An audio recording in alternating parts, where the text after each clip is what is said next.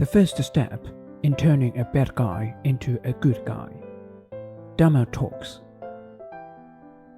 Yesterday, I talked about the sequence of generating bodhisattva. There must be a sequence for generating bodhisattva.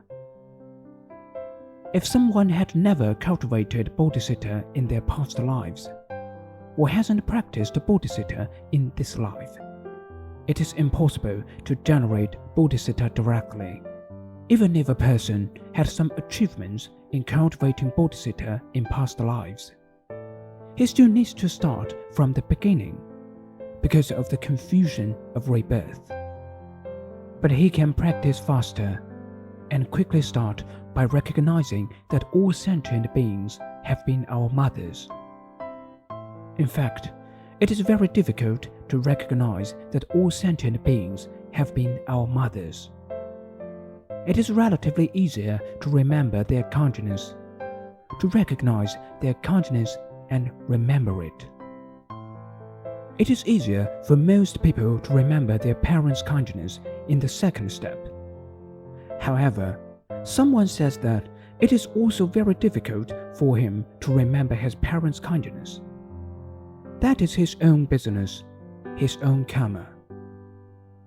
The beginning of all our good intentions and practice is to remember our parents' kindness. Whether it is Confucian or any other culture, I have studied Christianity. My mother has been a Christian for decades, and the most important thing for Christians is to be grateful. Cultivating this grateful heart is the same in any religion, including our own Confucian culture. A person's kind thoughts start with gratitude, and you can see that all living beings will continue to fall into the hell. A very selfish, very evil living being who came out of hell. How can he turn his selfish heart that harms others to benefit himself to generate a kind heart and good thoughts?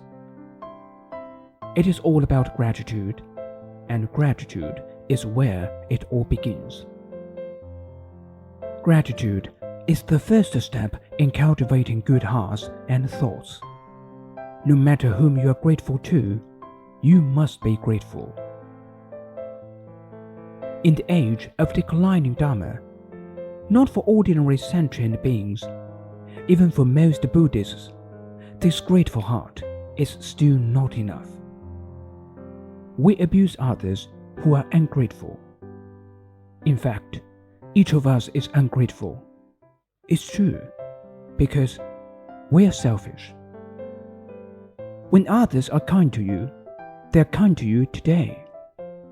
For example, if you are anxious for using some money, very anxious, burning with anxiety, and ask someone to borrow money urgently, when someone lends you $10,000 or $20,000, you say, "Oh, thank you so much. Thank you. Thank you." You promised to pay it back, but after a month or two, you don't want to pay back the money. You will get angry when the people ask you to pay it back. You promised to pay it back, but you don't want to pay it back. If someone asks you for the money, you will be unhappy. What's wrong with him? I don't have any money, but he still asks me for money. You feel unhappy. When asked to pay back money, very few people will be happy, and very few people will feel ashamed. It is better to explain, or if you really have no money as a borrower, at least give the lender a commitment. It should be like this. From this aspect, it is easy for people to forget gratitude, so it is called ungratefulness. At the time, they were certainly grateful, but after a while, this kindness was forgotten, and they were ungrateful. All living beings are prone to forget this kindness. For example, the kindness of parents, which we call mother's kindness, is too great. But nowadays, people are very easily ungrateful. That is, they easily forget mother's kindness. Of course, children may not understand. A mother is very kind to her children when they are young, not to mention her 10-month pregnancy. The mother breast feeds her child from birth. The child has a memory, so he knows to call mommy when he is fed constantly. 1 year old, 2 years old, the child gradually grows up. As a child, he still remembered the kindness. If his mother had left, he would have cried, and his parents were the only ones he relied on. As soon as there are no parents, the child will cry. For a child, his parents are his heaven. If there are no parents, the heavens will fall. For the toddler, it is the single most important safeguard, the only one on which to rely. You knew it when you were a child. You knew it when you were a few years old. But you forget all these kindnesses as you grow older. Can you still remember that when you were a child, your parents were the only ones you relied on? It is very difficult for you to repay their kindness in this life, unless you send them to Pure Land. You can only repay their kindness by sending them to the Western Paradise. That is to say, if you want to repay the kindness of your parents in this life, it is not easy.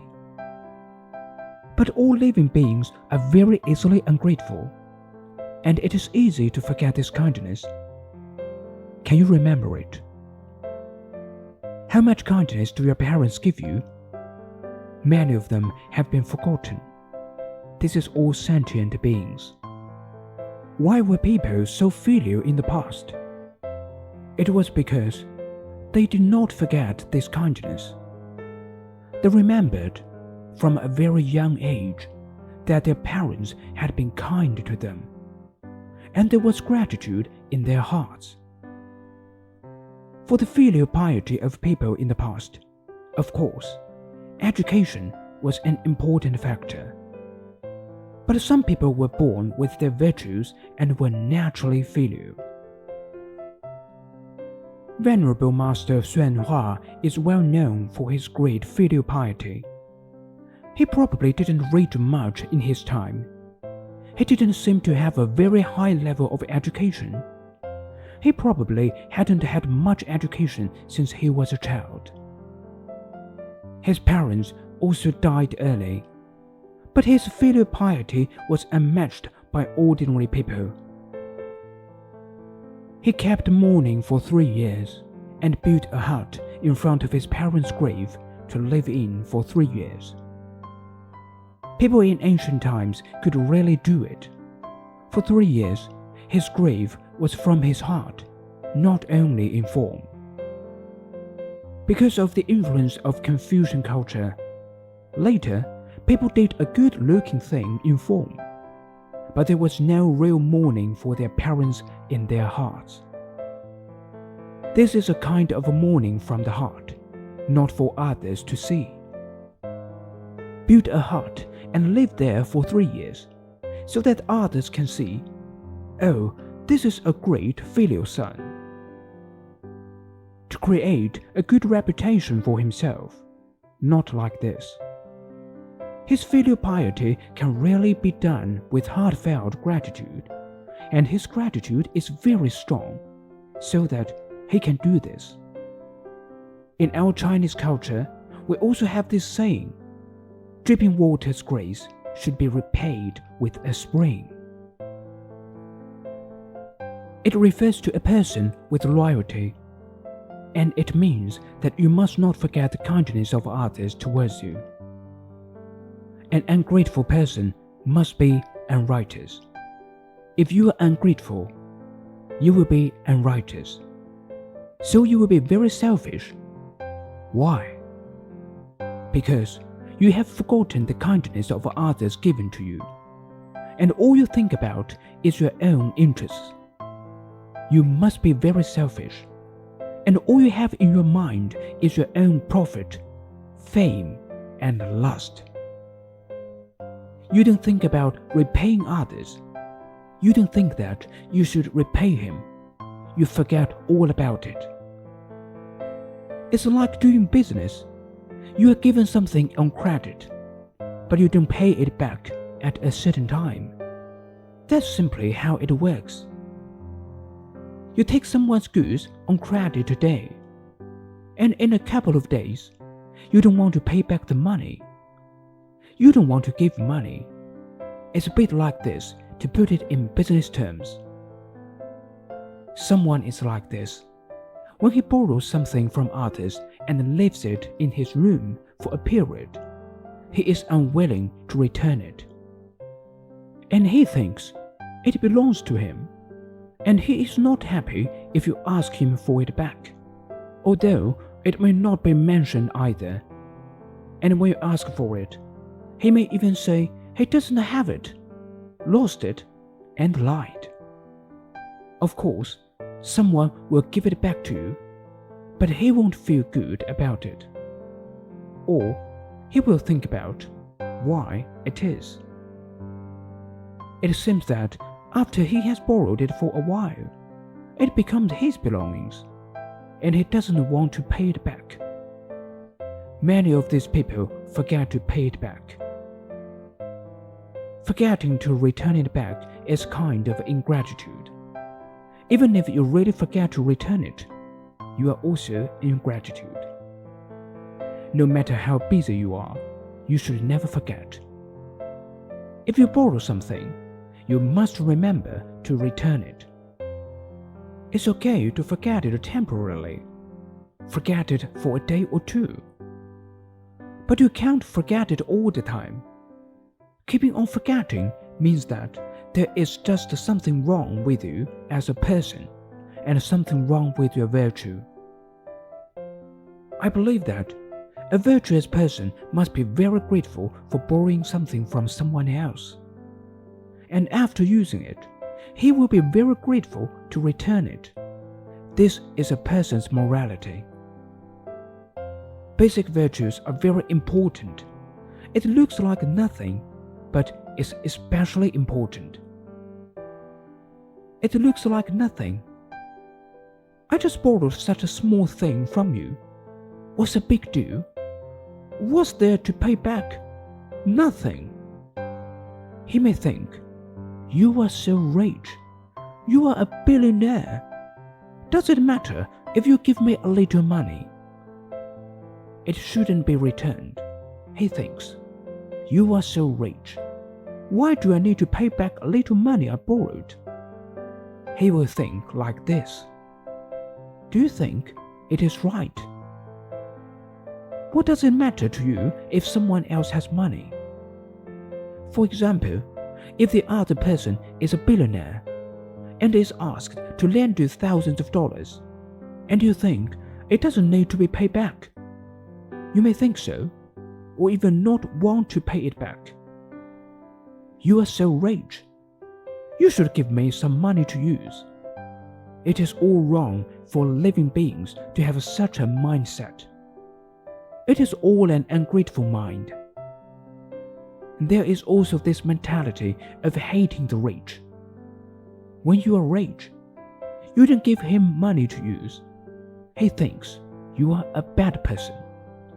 And when you take some money and give it to him, he thinks it is deserved. People in the age of declining Dharma are moving more and more in this direction. If you ask such a person to study Buddhism, I think it is almost impossible. But such people also found in Buddhism, and there are many such phenomena. Gratitude is the beginning of all compassion. No matter what religion, no matter what you learn, you must learn from gratitude.